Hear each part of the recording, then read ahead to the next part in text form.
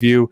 We're going to start with the upset, the big upset, the train that got derailed, but the fight that we called. Macy Barber lost to Roxanne Modafferi, who at the time of we recorded our podcast was a plus 600 underdog, and by decision was plus 1100. If you remember us talking about those, Macy Barber, according to her, tore her ACL 10 seconds into the fight and just couldn't handle what Roxanne was throwing down. According to Roxanne, it was likely more in the second round when she saw her step awkwardly in her knee buckle.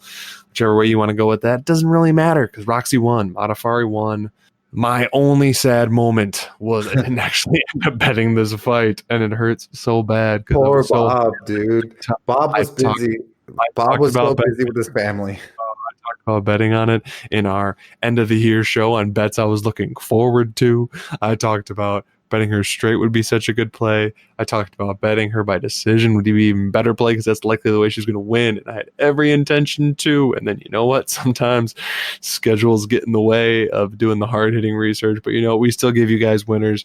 And if you followed our leanings, you made a lot of money on this fight.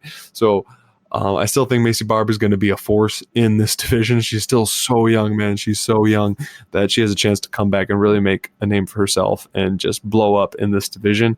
Kudos to Roxanne Modafferi for getting another big upset win over an up-and-coming name. And here's hoping she actually gets a little bit of payment for it. Mike, how'd you feel about this fight? And where do you see Barber and Roxanne going from here? Oh, well, man, I the whole fight, obviously, I was thinking about you and I's conversation about how this fight was going to play out. We certainly weren't one of those suckers who put Macy Barber in a parlay or put her in anything in our bet slips. We would never trust an overhyped young girl like that in the sense of she's fighting a veteran. Bob was the first one to call this. I'm not going to take the credit for steering us towards this. This was mostly and all Bob.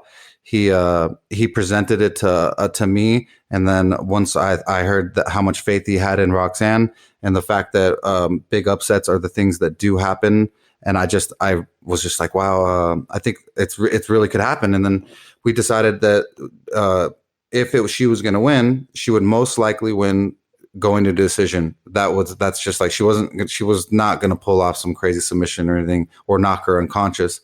So it's just crazy that you and I were one of the only people who would have bet on her or did, and called her, especially for her to win by decision. And so I hope that some of you guys listened to us and made some money because I know we made a lot of people happy.